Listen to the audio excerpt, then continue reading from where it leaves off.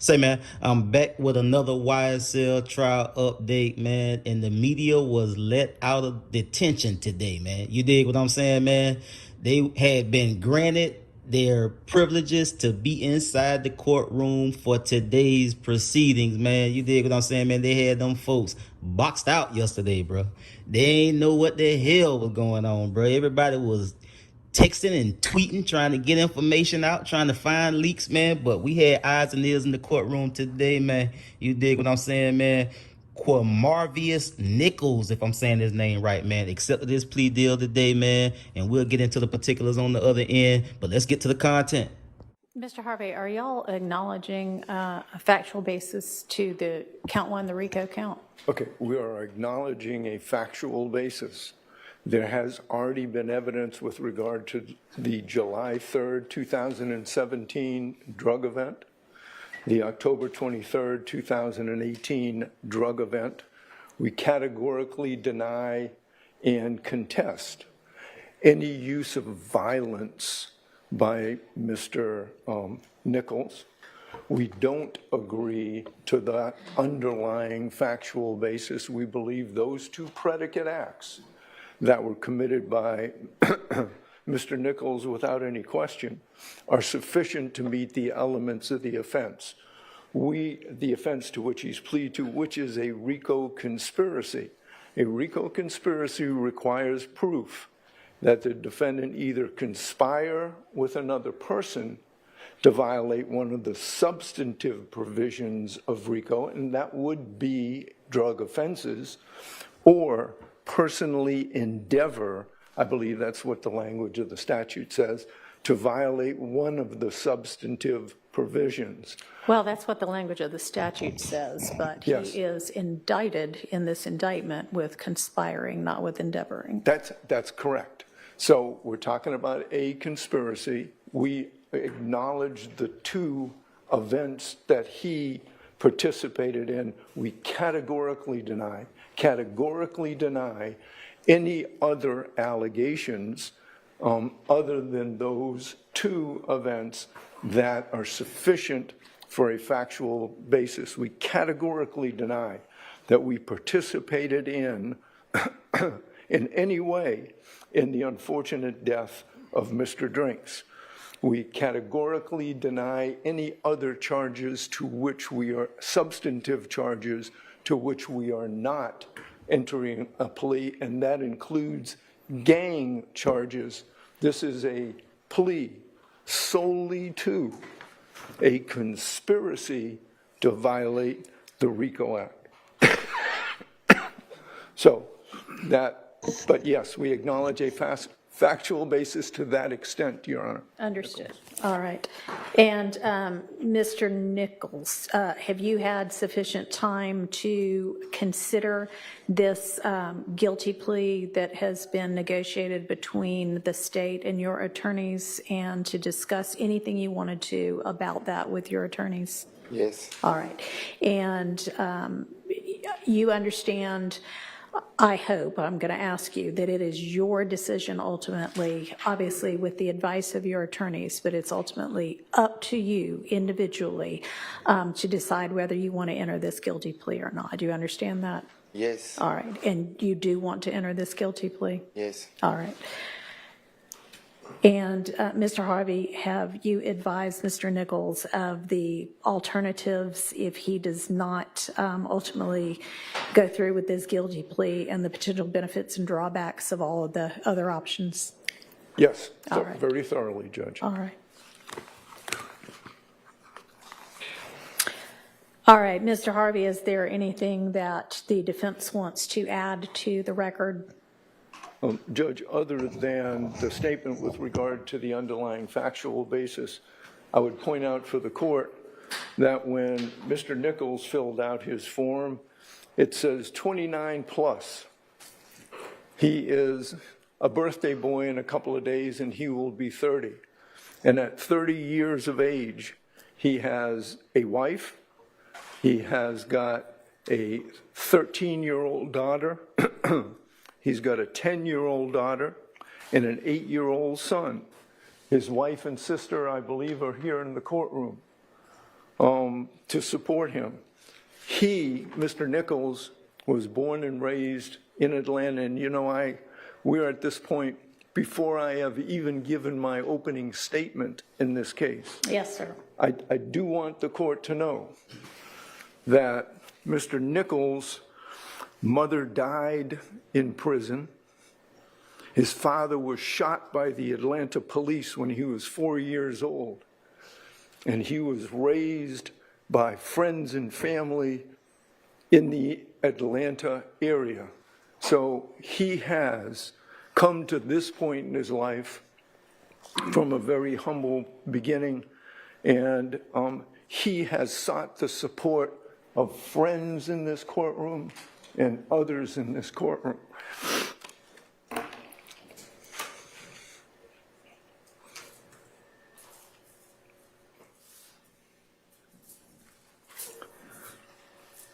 He is an intelligent young man who I believe has a future.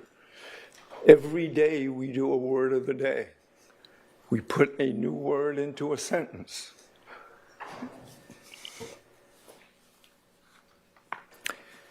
And I think this is in his best interest. I know that there is, and I know this plea is negotiated, but it's a long downside from 7 to 20. So the courts will have jurisdiction over him for a period of time. So I ask the court, given who this young man is, and given our categorical denial of some of the factual basis, to accept the plea and sentence Mr. Nichols accordingly. Mr. Nichols, is there anything that you want to say? No, ma'am. All right. All right, I find there to be a factual basis for the guilty plea to the RICO count one of the indictment, that being a conspiracy to acquire control or interest in money and personal property through a pattern of racketeering activity.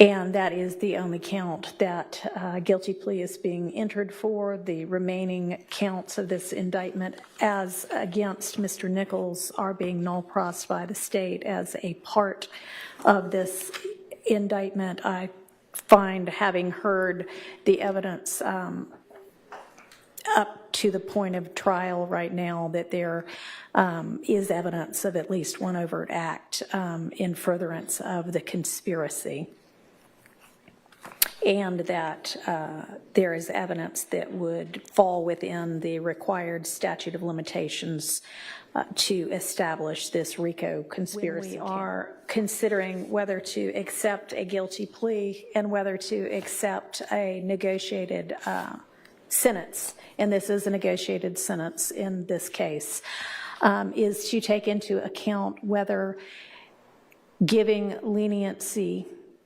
in sentencing is going to aid in ensuring promptness and certainty, or at least more promptness and more certainty with regard to corrective measures, whether the defendant, and in this case the defendant has acknowledged guilt and is accepting responsibility for his guilt of the RICO count,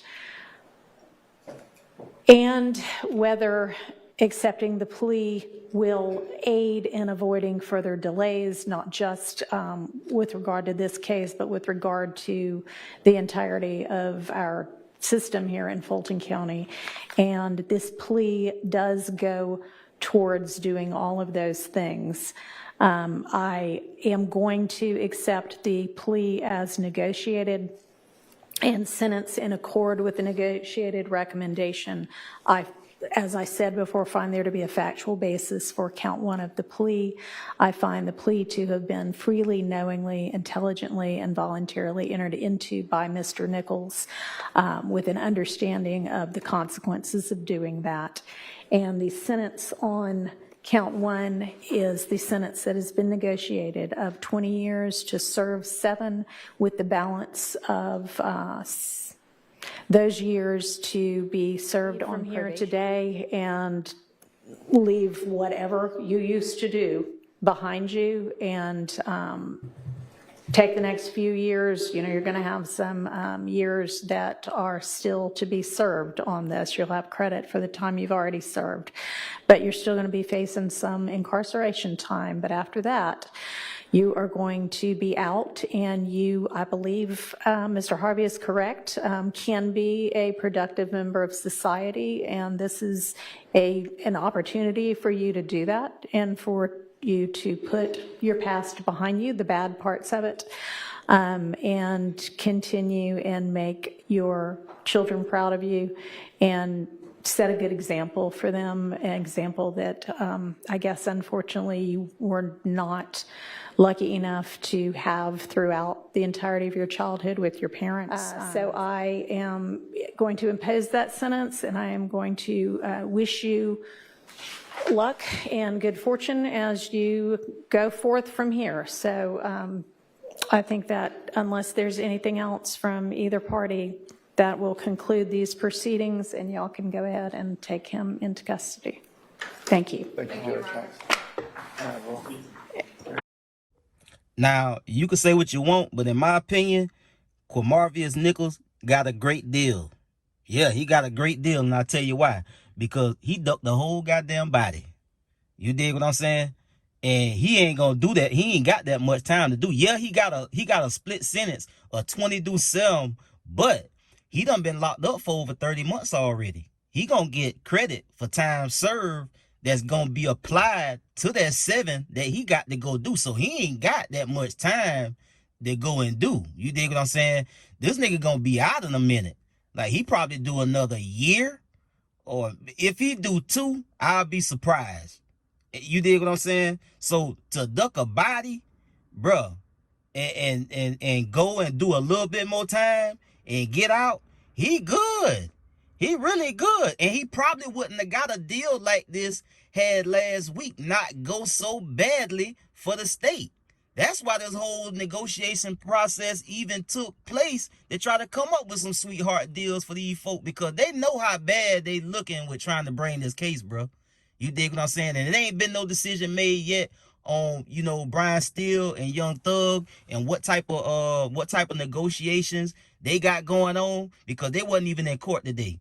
They still in heavy negotiations with the state on what a deal looked like for Thug. So we ain't got no kind of information or no news on that. And Quamarvius Nichols, he was the only one that was in court and finalized his plea deal. It was some more folks that was supposed to go in there and finalize their plea deals today too, but it didn't happen. Them or their attorneys wasn't there. But to get back to Quamarvius Nichols, he got a good deal. You dig what I'm saying? He really went down for nothing too heavy. He just took accountability for the conspiracy part, and you know, they threw in a couple more little things that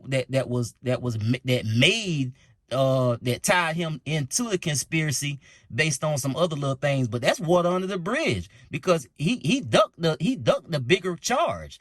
And had he stayed into this and went on and proceeded and go all the way through trial, and last week didn't happen, maybe later on down the road, you dig what I'm saying, he get linked or tied or go down and have to plea out or plead guilty to the situation that happened with that body, with this body that I ain't gonna mention buddy name, you dig what I'm saying, but he was in that conversation. So for him to get a 20-7 and he get credit for time served that's being applied to that 7 years, I think he got a great deal, bro. And I hope he, you know, understand the situation that he got himself out of by taking this deal. You dig what I'm saying? And he got a second chance. You dig what I'm saying? What he gonna do after he go do his time and come out? Hey, that's up to him. You dig what I'm saying? You heard the judge say that, hey man, it's up to you what you do when you get out. But when he get out, he still got to deal with the balance of that 20 years. You dig what I'm saying? And that's a long, either way you slice it, he got a long time to walk the straight and narrow, bro. Because when he get out, he got a lot of time, bro. He got a lot of time still hanging over his head, bro. And if he do any damn thing, they gonna revoke or revocate all of the time he got left, and then he gonna have to do it straight up. He gonna have to go and do it straight up. Ain't gonna be nothing else. They can revocate all of it. So if he got 19 years left, or if he got 15, 16 years left, 18 years left, they can revocate all of that and send him back to prison, and he gonna do a whole big part, a whole portion of that, depending on the crime. He can go back and do all of that plus more, depending on, you know, what the crime is that he violate for. So he got a good deal. He not about to do that much time. The system ain't gonna keep him in there that long, because he gonna get time for time served. And so you got 7 years. You dig what I'm saying? But again, he gonna have to walk a tightrope when he get out, because if he make any decision that put him in violation, they got a whole lot of time to play with. And they could take 5, they could take 10, you know what I mean? And they could send him back, and they could send him back 2 or 3 more times if he keep violating. Or if he do something egregious, they can take it all and send him back to prison and make him do it all. But to be in a situation today where he finalized a plea deal where he got a 20-7 and he getting credit for like 30 plus months of time served applied to that 7 years, he ain't got that much more time to do. So I say it's a win. You dig what I'm saying? Hey man, that's it for the YSL trial update, man. Their court resume tomorrow, and hopefully we'll get a look at what these other plea deals consist of, and who gonna go in there and finalize their deal, man, and go on and get this out the way and behind them, man. Thug is the biggest, that's the biggest conversation that's being had. What we gonna do with him? You dig what I'm saying? And Brian still ain't going for anything, and that's why they wasn't even in court today. You dig what I'm saying? Brian still trying to make sure he take care of his boy, man, and rightfully so. So that's gonna be these other guys, they not really a big deal in this unless they plead guilty to something that's gonna hurt and affect what Thug got going on. But if Thug deal, if there's one to be made, that's what everybody looking for. And also the decision on this mistrial, because she ain't said nothing about that. They just talked about this dude today, and that was it for court. They just took care of him, and that was it for today. So I get at y'all on the next one, man. Y'all be smooth. I'm out.